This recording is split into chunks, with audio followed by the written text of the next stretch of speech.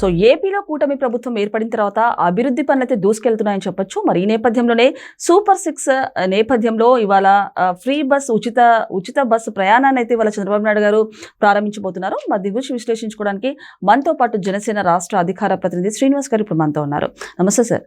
Sir, మరి కూటమి ప్రభుత్వం ఏర్పడి ఏడాది అయితే అవుతుంది. అలాంటిది ఏడాది అయిన క్రమంలో అనేక అభివృద్ధి పనులైతే ప్రారంభమయ్యాయని చెప్పొచ్చు. అలాంటిది ఇవాళ స్త్రీ శక్తి పథకాన్ని కూడా చంద్రబాబు నాయుడు గారు ప్రారంభించబోతున్నారు. అండ్ ఉచిత బస్ ప్రయాణాన్ని కూడా ఇవాల్టి నుంచి మహిళలకైతే అమలు అవ్వబోతుంది ఏపీలో. ఏమంటారు సార్?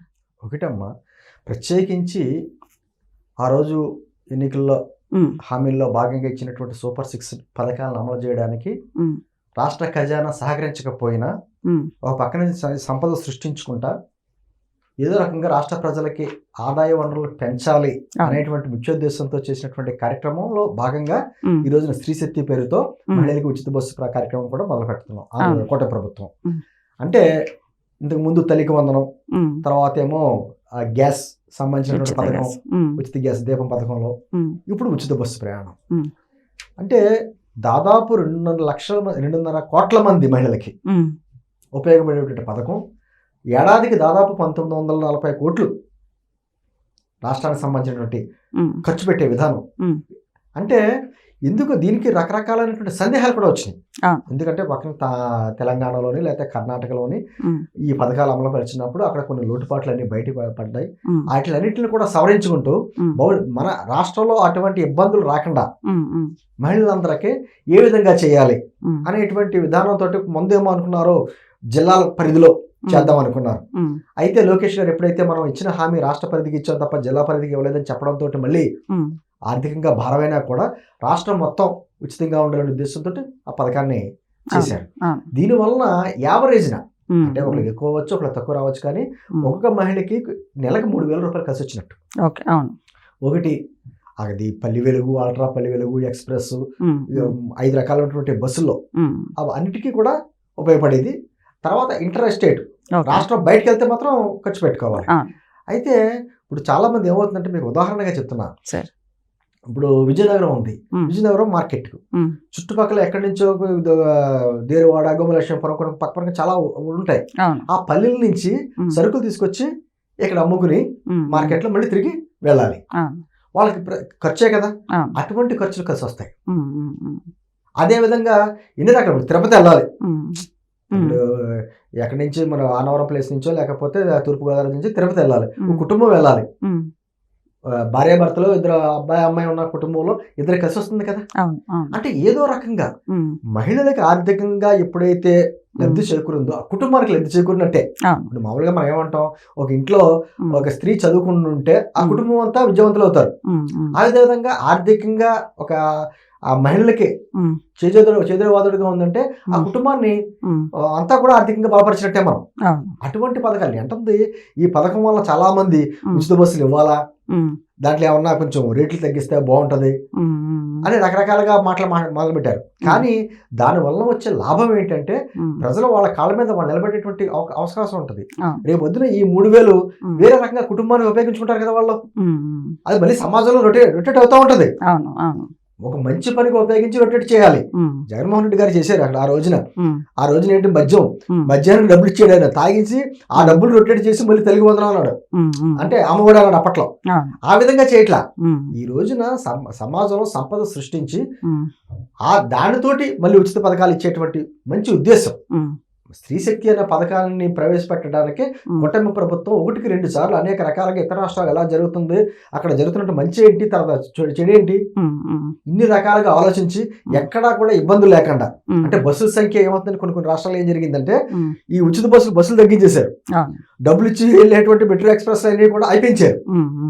దానివల్ల ఏమవుతుంది, మళ్ళీ బస్సులో ఎలా పరిస్థితి అలా లేకుండా అదే సందర్భంలో ఎలక్ట్రికల్ బస్సులు ఎక్కువ పెంచే విధంగా, ఆంధ్రప్రదేశ్ లో ఎలక్ట్రికల్ బస్సులు ఎక్కువ పెంచే విధంగా ఏపీఎస్ఆర్టీసీ అధికారులు కావచ్చు, లేకపోతే ఐఏఎస్ అధికారులు కావచ్చు, కేంద్రంలో మన రాష్ట్రంలో ఉన్నటువంటి ప్రభుత్వానికి సంబంధించిన వాళ్ళు అందరూ వచ్చి దీనికి అద్భుతమైన మోడల్ తయారు చేసుకుంటూ వచ్చి ఎక్కడా కూడా అంటే ఆర్థికంగా కూడా ఇబ్బంది పడకూడదు, అదే సందర్భంలో చేసిన ఆ ప్రయోగం ఉపయోగపడాలి ప్రజలకి. అంతే తప్ప ఏదో ఉచితంగా ఇచ్చాం, ఎన్నికల్లో హామీ ఇచ్చాం కాబట్టి ఆర్థికంగా భారమైన కానీ ఇస్తున్నాం అనేటువంటిది ఎలక్షన్ మోడ్లోని ఎన్నికల మోడ్లో కాకుండా ప్రజలు వాళ్ళ కాళ్ళ మీద వాళ్ళు నిలబడడానికి, ముఖ్యంగా మహిళలు ఆర్థికంగా బలపడడానికి చేసేటువంటి అద్భుతమైన కార్యక్రమం. సార్ ఇంకొకసారి అంటే వైసీపీలో జర్నలిస్టుల దగ్గర నుంచి లేకపోతే ప్రసన్న కుమార్ రెడ్డి లాంటి వాళ్ళు మహిళలకు సంబంధించి కించపరిచే వ్యాఖ్యలు చేశారు ఒక విధంగా. అలాంటిది ఇక్కడ టీడీపీ చూసుకుంటే కనుక మహిళలకు సంబంధించి కొన్ని అభివృద్ధి పనులు చేస్తున్నారు. ఏ విధంగా చూడొచ్చు అంటారు వీళ్ళ పరిపాలన? అంటే మీరు కంపేర్ చేశారు కాబట్టి చెప్తున్నా, వాళ్ళు మహిళల్ని కించపరిచినా ఎన్ని రకాలుగా చేసినా ఆ మహిళల్ని కించపరిచే వ్యక్తుల్ని పరామర్శించగలిగిన వ్యక్తి జగన్మోహన్ రెడ్డి.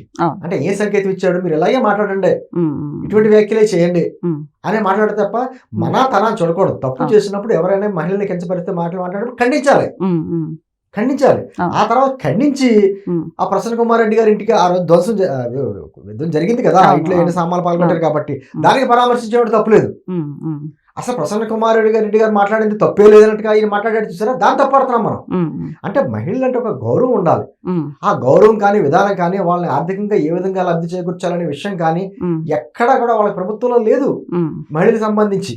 అదే మనకు ప్రత్యక్ష ఉదాహరణ, ఆ తల్లి ఒడికి డబ్బులు వేయడం, ఆ డబ్బులు మళ్ళీ ఇక్కడ మధ్య నుంచి లాగేయడం. ఏం చేసినట్టు? చేసిన ఉపయోగం ఏంటి? మీ కల్తీ సారా తాగి లేకపోతే చీప్ లిక్కర్ తాగి ఎంతమంది ఇబ్బందులు పడ్డారు, ఎంతమంది మహిళలు వీడియోస్ అయ్యారు, అది సంఖ్య నెంబర్లు తెలుస్తున్నాయి.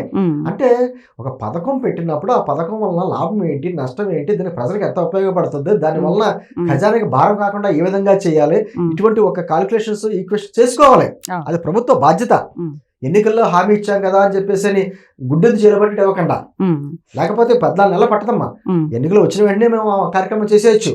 కానీ దాని గురించి ఒక స్టడీ చేసి, ప్రభుత్వం వచ్చిన వెంటనే ఇవ్వాల్సిన దాన్ని స్టడీ చేసి ఎటువంటి ఇబ్బంది లేకుండా రాష్ట్ర ఖజానా మీద భారం పడకుండా అదే సందర్భంలో మహిళలకు ఏ విధంగా ఉపయోగపడాలి, దానికి తగ్గట్టుగా అది ఎలా ఉండాలని చెప్పేసి స్కీమ్ గురించి ఆలోచన చేసి ఇచ్చిన వాళ్ళకి లేట్ అయింది. సరే ఇంకొకసారి అంటే వైసీపీలో అంటే టీడీపీలో చూసుకుంటే కనుక ఎన్నో సంక్షేమ పథకాలు లేకపోతే ఇవన్నీ కూడా అభివృద్ధి పనులు, యాప్లు అంటూ కూడా ఏదైనా ప్రాబ్లం ఉన్న సమస్యను యాప్ల ద్వారా చేసుకోవచ్చు అంటూ టీడీపీ ప్రభుత్వం ప్రకటిస్తే, వైసీపీ మాత్రం అక్రమ అరెస్టులు ఎవరెవరు చేశారో అందులో యాప్లో వాళ్ళ డేటా కలెక్ట్ చేసి తాటా తీస్తామంటూ కూడా ఇలాంటివి చేస్తున్నారు. అది ఎలా వస్తుందంటే ఆలోచన, సార్ ప్రజల పట్ల ప్రేమ ఉండాలి.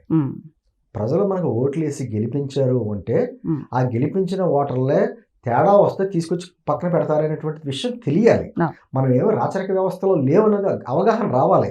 జగన్మోహన్ రెడ్డి లాగా నేను ఏం చేసినా పర్వాలేదు, నా దగ్గర అక్రమాస్తులు కూడా సొమ్ము ఉంది, అదే ప్రజల నుంచి లాక్కున్న సొమ్ము ఉంది, ప్రజా సంపద దోచేసుకున్న సొమ్ము ఉంది, కాబట్టి ఆ డబ్బుతో మళ్ళీ ఓట్లు కొనుక్కోవచ్చు, లేకపోతే కులము మతము ప్రాంతం అనేది రెచ్చగొట్టి ప్రజల్లో కన్సాలిడేట్ చేసుకోవచ్చు అనేటువంటి భావన ఉన్నామని అతను మొట్టమొదటి నుంచి ఏం మాట్లాడాడండి ఆయన 2019 ఎన్నికలు నెగ్గిన తర్వాత ఆ పార్టీ కార్యకర్తల మీటింగ్లో చెప్పిన మాట ఏంటంటే, మనం కష్టపడదాం అనే మాట మాట్లాడకుండా 2024 ఎలక్షన్స్లో గెలిపే జయంగా మనం పని చేయాలన్నాడు ఆయన. ఆ మాటల అర్థం చూడండి. మనకు అవకాశం ఇచ్చారు, 151 స్థానాలు ఇచ్చారు, మనకి 22 మంది ఎంపీలు ఇచ్చారు కాబట్టి 5 సంవత్సరాలు అద్భుతమైన పాలన అందిస్తాం అనేటువంటి మాట మాట్లాడుతుంటే బాగుండేది. అది మానేసి 2024లో ఎన్నికల్లో గెలిపే లక్ష్యంగా మనం పనిచేద్దాం అన్నాడు ఆయన. దాని అర్థం ఏంటంటే ఏదో రకంగా మనం ప్రజలను మభ్య పెట్టచ్చు, ఆ సొమ్ముతో మళ్ళీ ఓట్లు కొనుక్కొచ్చిన భావన. కూటమి ప్రభుత్వం మొదటి నుంచి ఆలోచిస్తుంది అదే.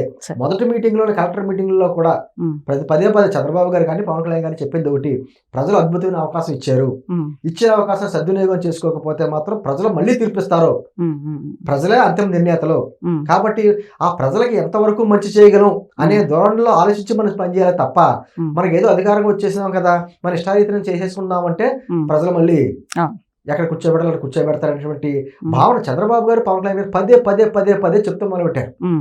అంటే ఆ ఆలోచన ఉన్నది కాబట్టి ఒక పక్కన చంద్రబాబు గారి అనుభవం, ఆయన దార్శనికత, అదే విధంగా పవన్ కళ్యాణ్ గారి ముందు చూపు, అదే ప్రజల పట్ల ప్రేమ, అద్భుతమైన ఫలితాలు వస్తాయి. ఈ రోజున తల్లికి వందనం ఎంత సక్సెస్ అయిందండి, అన్ని మాటలు మాట్లాడారు.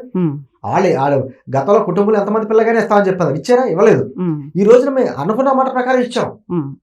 అదేవిధంగా పెన్షన్ స్కీమ్ కూడా, పెన్షన్ పెన్షన్ స్కీమ్ పాత బాకీలతో సహా వచ్చిన వెంటనే ఇచ్చాం. 1వ తారీఖున అలా వడిలే చేస్తున్నాం. అది అద్భుతమైన కార్యక్రమంగా చేస్తున్నాం. ఈ రోజునేమో అన్నదాత సుఖీభవ ఇచ్చిన మాట ప్రకారం 7,000 వేసి ఇస్తున్నాం. అంటే మొత్తానికి ఏడాదికి 20,000 వచ్చేలాగా ఏర్పాట్లు చేస్తాం. అదేవిధంగా డిఎస్సి కంటెస్ట్ చేసాం, 16,000 పైగా ఉద్యోగాలు వస్తున్నాయి. అదేవిధంగా అనేక మంది పారిశ్రామికవేత్తలు వస్తున్నారు, వాళ్ళకి భరోసా ఇచ్చి పరిశ్రమలు బట్టి చేస్తున్నాం. మౌలిక సదుపాయాలు పెరుగుతున్నాయి, ఎన్నో రకంగా పరిశ్రమలు వస్తున్నాయి. అంటే ఇది చేయాల్సింది ఇది. ఎప్పుడైనా సరే ప్రభుత్వ బాధ్యత ఏంటంటే ఈ బడుగు బలహీన వర్గాలను కావచ్చు, ఎవరైనా కావచ్చు, ఆర్థికంగా వాళ్ళ కాళ్ళ మీద వాళ్ళు నిలబడేటువంటి ప్రయత్నం చేయాలి. మనం ఊతకరలా ముందుకు ఇవ్వాలి వాళ్ళకి. ఆ తర్వాత మీరే ఎదగండి అని చెప్పాలి. అంతేగాని ప్రతి నెల మేము ఇచ్చే పథకం గురించి మీరు ఎదురు చూస్తూ ఉండాలి అనేటువంటి భావన రాకూడదు. గతంలో జరిగింది. గతంలో చూడండి, జగన్మోహన్ రెడ్డి గారు 2,70,000 కోట్ల రూపాయలు బటన్ నొక్కి మరీ వేసేనే అన్నాడు. నువ్వు బటన్ నొక్కి వేస్తే 1వ తారీఖున అందరూ ధనవంతులు, మళ్ళీ 30వ తారీఖు వచ్చేటప్పటికి మళ్ళీ ఎదురు చూసే వ్యక్తుల కింద అయిపోయారు. అటువంటి పరిస్థితి రాకుండా అవసరమైతే స్వచ్ఛందంగా ఆలే మేము ఆర్థికంగా నిలబడ్డాం, బలపడ్డాం, మాకు వద్దు పథకం, వేరే వాళ్ళకి బడి బలహీన వర్గాలకి ఇద్దాం అనేటువంటి అవకాశం వచ్చేలాగా రావాలి. P4 పథకం ఎంత అద్భుతమేనండి. పేదలకి ధనికులకి మధ్యన లింకప్ చేసేటటువంటి అన్ని అంటే ఒక అద్భుతమైనటువంటి ఆలోచనతో ముందుకెళ్తుంది. మా స్వర్ణాంధ్రప్రదేశ్ లక్ష్యంగా మేము వెళ్తున్న కార్యక్రమంలో భాగంగా కొన్ని లేట్ అవుతున్నాయి. ఎందుకు లేట్ అవుతున్నాయి అంటే ఆర్థికంగా అంతంత మాత్రమే ఉంది రాష్ట్ర పరిస్థితి. అక్కడి నుంచి కేంద్ర సహకారం తీసుకుంటున్నాం, పోలవరం లాంటి ప్రాజెక్టులు కట్టుకుంటున్నాం, అమరావతి లాంటివి నిర్ణయించుకుంటున్నాం.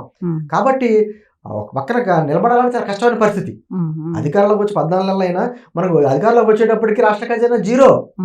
దాదాపు 12 లక్షల కోట్ల రూపాయలు అప్పిచ్చేలేడైనా.